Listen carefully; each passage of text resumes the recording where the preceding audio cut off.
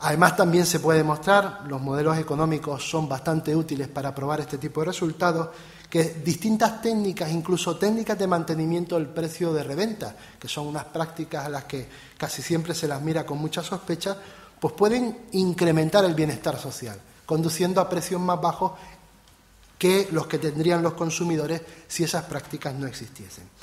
También existen otras muchas prácticas de ventas ligadas, el famoso bundling. ¿Recuerdan el caso de Microsoft cuando vinculaba el Internet Explorer a su sistema operativo? Era un caso donde existía un condicionamiento por parte del proveedor a los distribuidores.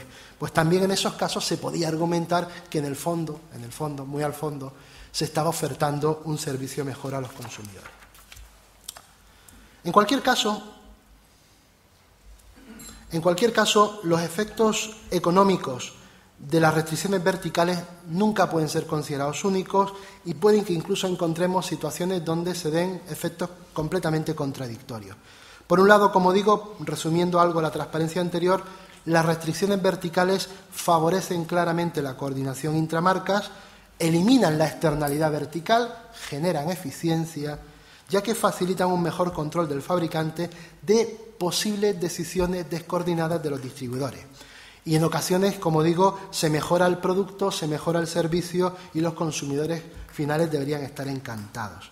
Pero por otra parte, las restricciones verticales, como decía, también pueden llegar a reducir la competencia intermarcas, fomentando conductas colusivas y cárteles minoristas.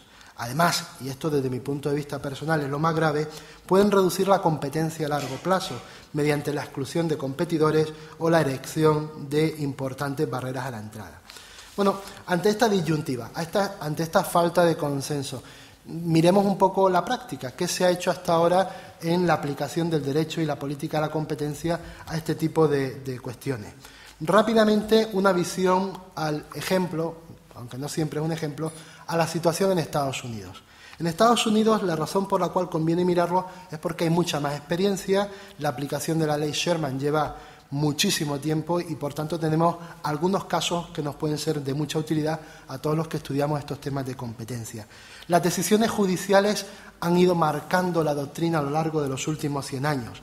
El primer caso que uno encuentra cuando empieza a mirar cuestiones relativas a restricciones verticales es un caso en 1911, que es el caso Dr. Miles, que era una empresa farmacéutica, y ahí el Tribunal Supremo dice clarísimamente que las restricciones verticales en general y particularmente las de mantenimiento de precio de reventa deben prohibirse per se. ¿Por qué? Pues simplemente porque sus efectos son equivalentes a una fijación de precios y eso está prohibido por la ley Sherman y ya está.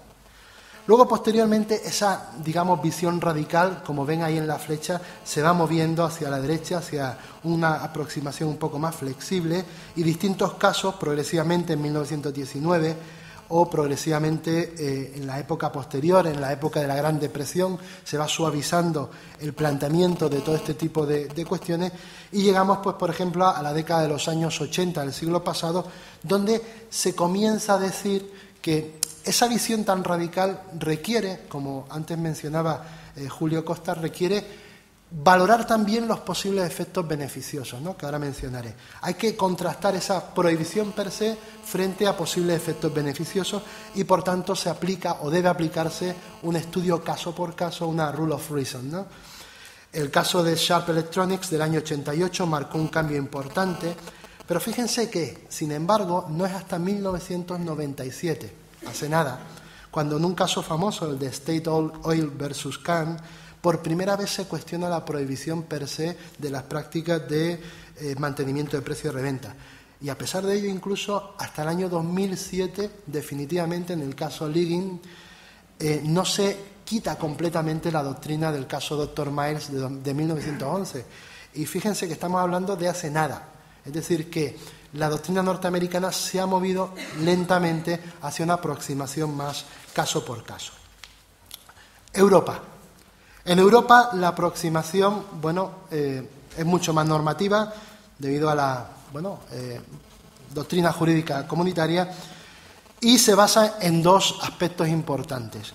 En primer lugar, una prohibición genérica establecida al amparo del antiguo artículo 81, actualmente artículo 103.1 del Tratado de Funcionamiento de la Unión Europea, que todos conocemos, junto con un amplio conjunto de excepciones, que es lo que yo decía antes. Hay que valorar los efectos favorables a la competencia de esa doble naturaleza de las restricciones verticales.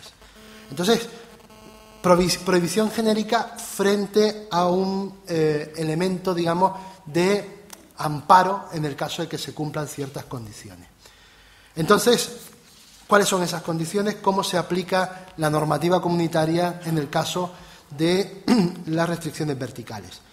Les voy a contar simplemente la situación hasta ahora, es decir, la situación hasta, como les digo, la aprobación del último reglamento, el reglamento que entró en vigor hace muy poquito tiempo.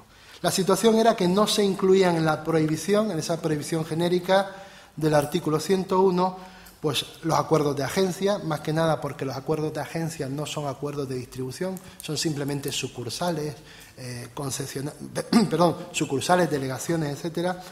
Los acuerdos verticales que simplemente fijen precio y cantidad de una operación y los acuerdos entre pymes que no afecten al comercio entre Estados miembros. Por otra parte, lo que se hace es establecer un reglamento de exención por categorías, que es, como les digo, el reglamento 2790 de 1999, el que estaba vigente hasta ahora, y que ha sido sustituido por el 330-2010, y unas directrices de acompañamiento. ¿Cómo funciona esto? De manera general, para no pisarle tampoco contenido a Joaquín. Bueno, pues el algoritmo de razonamiento. ¿Cómo funciona el planteamiento del derecho de la política de la competencia a las restricciones verticales en la actualidad? En primer lugar, lo que hay que hacer es distinguir si se trata de un acuerdo de suministro o distribución o de un acuerdo de agencia. Como decía yo, el caso de una delegación o una sucursal.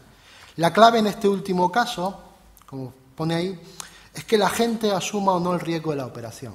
Si el agente no asume el riesgo, entonces se trata de un verdadero acuerdo de agencia y, por tanto, eso está permitido sin mayor problema.